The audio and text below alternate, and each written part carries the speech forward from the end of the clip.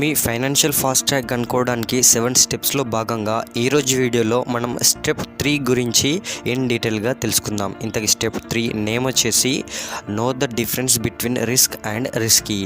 అసలు proper cash flow management అనేది ఎప్పుడు మొదలవుతుందంటే ఎప్పుడైతే మీకు అసెట్ అండ్ లయబిలిటీ మధ్యనున్న డిఫరెన్స్ అనేది తెలిసినప్పుడు.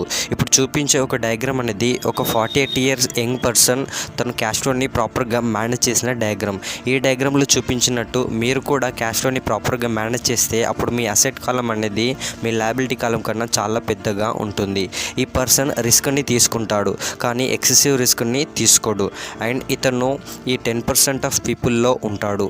మీరు కానీ ఈ 10% ఆఫ్ పీపుల్ చేసినట్టు చేయకుండా ఈ 90% ఆఫ్ పీపుల్ చేసింది చేస్తే అదే అండి క్యాష్ ఫ్లోని కరెక్ట్గా మేనేజ్ చేయకపోతే అండ్ అలాగే అసెట్కి లయబిలిటీకి మధ్యన డిఫరెన్స్ అనేది తెలియకపోతే అప్పుడు మీ ఫైనాన్షియల్ పిక్చర్ ఎలా ఉంటుందంటే ఇప్పుడు చూపించే డయాగ్రామ్ లాగా ఉంటుంది.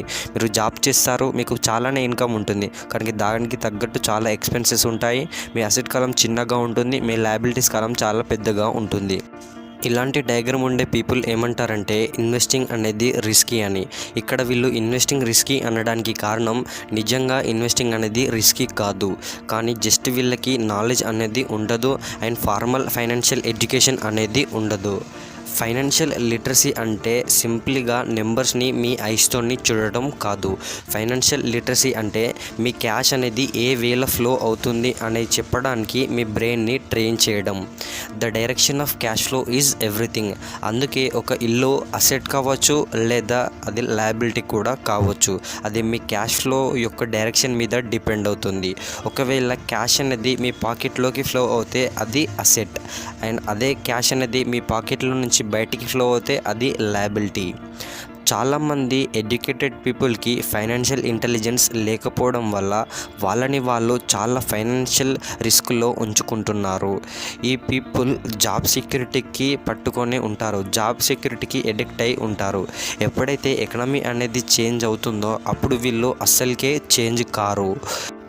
ఇంకా వీళ్ళు స్ట్రెస్ తీసుకుంటూ వర్రీ అవుతూ వాళ్ళ హెల్త్ని డిస్ట్రాయ్ చేసుకుంటూ ఉంటారు. ఇంకా వీళ్ళు ఏమంటారంటే బిజినెస్ అండ్ ఇన్వెస్టింగ్ అనేది రిస్కీ అని. కానీ నా ఒపీనియన్లో బిజినెస్ అండ్ ఇన్వెస్టింగ్ అనేది రిస్కీ కాదు, కానీ అన్ఎడ్యుకేటెడ్గా ఉండడం రిస్కీ. ఒక సేఫ్ సెక్యూర్ జాబ్ మీద డిపెండ్ అవ్వడం చాలా హైయెస్ట్ రిస్క్. ఒక అసెట్ని కొనడం రిస్క్ కాదు, కానీ అసెట్స్ అని పిలిచే లయబిలిటీస్ని కొనడం మాత్రం చాలా హైయెస్ట్ రిస్కీ. మీ పని మీరు చూసుకోవడం, మీ బిజినెస్ మీరు చూసుకోవడం అనేది రిస్క్ కాదు, కానీ వేరే వాళ్ళ కోసం పనిచేయడం, వేరే వాళ్ళ బిజినెస్ చూడడం అనేది చాలా హైయెస్ట్ రిస్క్. అందుకే మీరు చేసే స్టెప్ 3 మీకు రిస్క్ అండ్ రిస్కీ మధ్యన ఉన్న డిఫరెన్స్ తెలుసుకోవడం. ఈ స్టెప్ 3లో చెప్పే టేక్ యాక్షన్స్ చెప్తాను, జాగ్రత్తగా వినండి. అందులో నెంబర్ 1 వచ్చేసి రిస్క్ని మీ ఓన్ వర్డ్స్లో డిఫైన్ చేసుకోండి.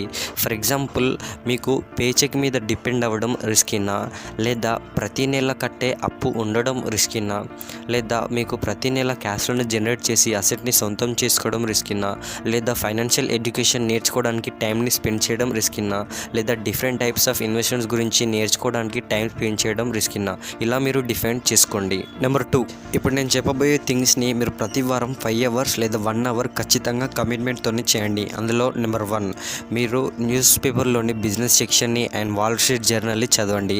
నెంబర్ 2, మీరు మొబైల్లో లేదా టెలివిజన్లో ఫైనాన్షియల్ న్యూస్ని వినండి. నెంబర్ 3, మీరు ఫైనాన్షియల్ వెబ్సైట్ అండ్ మ్యాగజైన్స్ని చదవండి.